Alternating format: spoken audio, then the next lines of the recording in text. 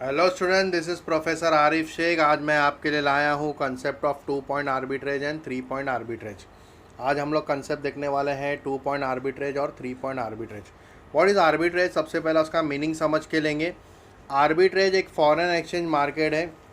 Arbitrage in foreign exchange market refers to simultaneous sale and purchase of currency. यहाँ पर आर्बिट्रेजर जो होते हैं, एजेंट्स लोग जो होते हैं, वो सेल भी करते हैं, करेंसी को बेचते भी हैं और परचेज भी करते हैं, और in order to make profit, और उससे वो प्रॉफिट कमाते हैं।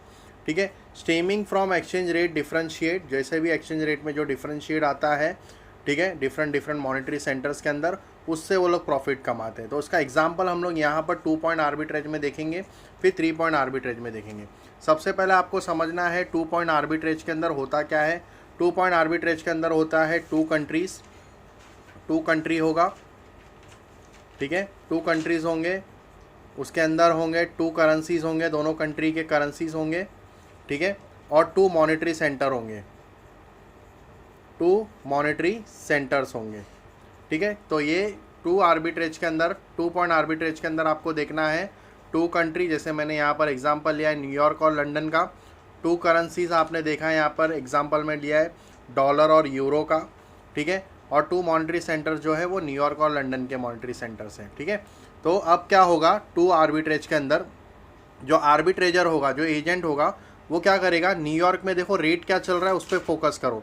न्यूयॉर्क में रेट चल रहा है डॉलर 0.80 का 1 यूरो, ठीक है। अगर न्यूयॉर्क में आर्बिट्रेजर 0.80 डॉलर देता है तो उसको 1 यूरो मिलता है, तो वो क्या करेगा, 1 यूरो परचेस कर लेगा, 1 यूरो परचेस करेगा। और लंदन मार्केट्स में 1 यूरो का रेट चल रहा है डॉलर 1.15, ठीक है।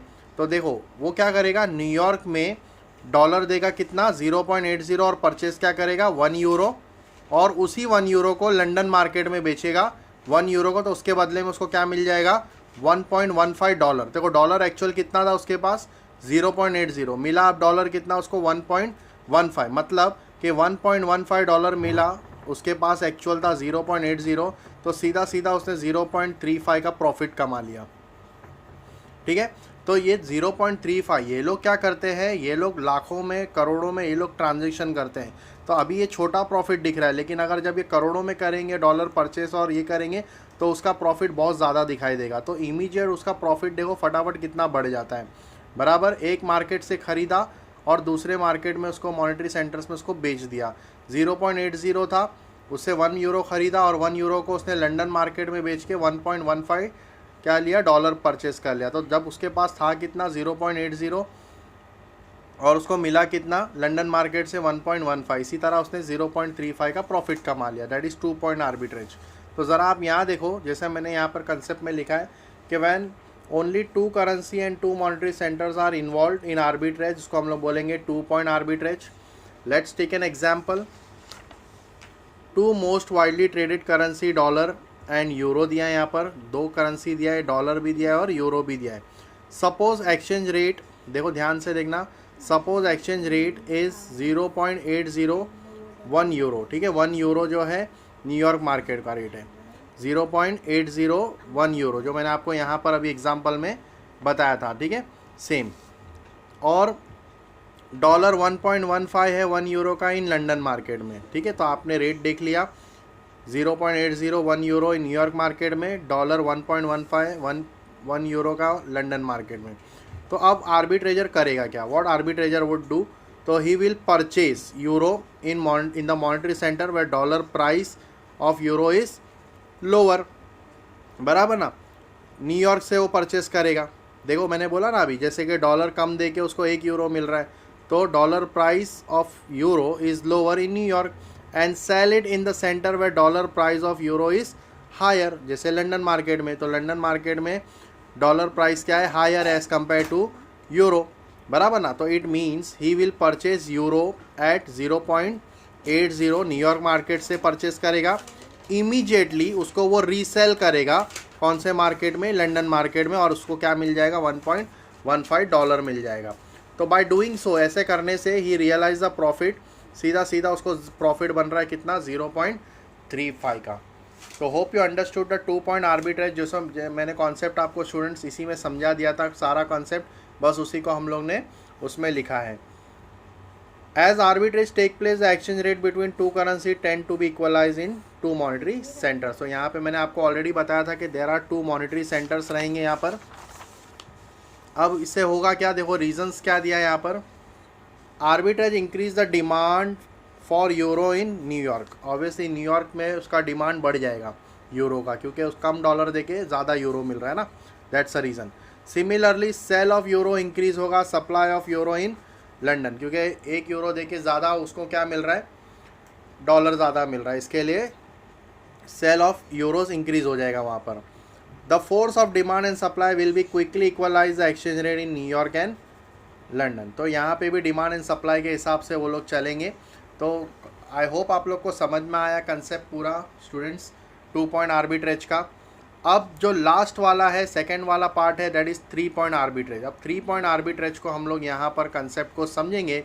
यहाँ पर मैंने आप लोग को कंसेप्ट पूरा लिख के दिया है, इसी को हम लोग यहाँ पर समझेंगे। देखो 3 पॉइंट आर्बिट्रेज में 3 करेंसी होगी, 3 मॉनेटरी सेंटर्स होंगे, ठीक है।